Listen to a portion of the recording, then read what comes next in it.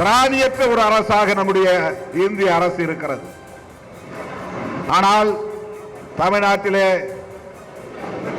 என்னென்ன நெருக்கடிகளை தர முடியும் அவ்வளவு நெருக்கடிகளையும் தருகிறார்கள். ஒரு மாநில அரசுக்கான சுதந்திரத்தை தர மறுக்கிறார்கள். நிதி ஒதுக்கீடு செய்ய தயங்குகிறார்கள், தடுக்கிறார்கள், தவிர்க்கிறார்கள். இப்படிப்பட்ட இந்த கும்பல் பீகாரிலே என்ன செய்திருக்கிறது பாருங்கள். கூட்டணி வைத்து, ஒரு கட்சியோடு கூட்டணி வைத்து அதிகாரத்தை பகிர்ந்து கொண்டு கடைசியில் முதலமைச்சர் பொறுப்பிலே இருந்த நிதிஷ்குமாரை ராஜினாமா செய்ய வைத்து அவரை டெல்லிக்கு செல்லுங்கள் என்று ராஜ்யசபா உறுப்பினராக்கிவிட்டு பாரதிய ஜனதா இன்றைக்கு பீகாரிலே முதலமைச்சர் பொறுப்பிலே அந்த பீடத்திலே அமருகிற சூழல் உருவாகி இருக்கிறது. எவ்வளவு பெரிய நன்றி கெட்ட செயல் இது! எவ்வளவு பெரிய நம்பிக்கை துரோக செயல் இது!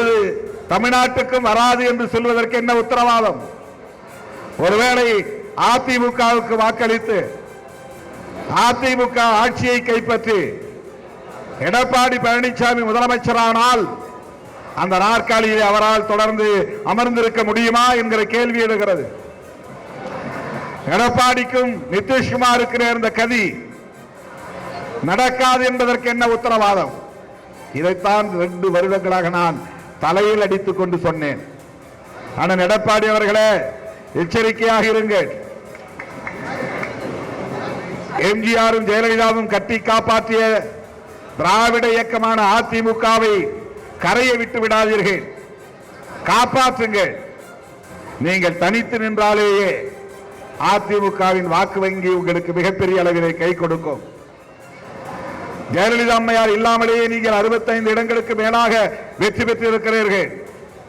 அந்த அளவுக்கு அந்த வாக்கு வங்கி உங்களுக்கு கட்டுக்கோப்பாக இருக்கிறது. பாஜகவோடு சேர வேண்டாம் என்று எவ்வளவோ சொன்னேன். ஆனால் இன்றைக்கு என்ன நிலை? இதையெல்லாம் முன்னுணர்ந்த ஒரு இயக்கம் தான் விடுதலை சிறுத்தைகள் கட்சி. அந்த முன்னுணர்ந்த அடிப்படையில் தான் திமுகவோடு இன்றைக்கு நாம் கைகோர்த்து நிற்கிறோம். அந்த கூட்டணியை உருவாக்கியதில் நமக்கும் ஒரு பங்கு உண்டு. அந்த கூட்டணியை வெற்றி பெற செய்வதில் நமக்கும் ஒரு பொறுப்பு உண்டு.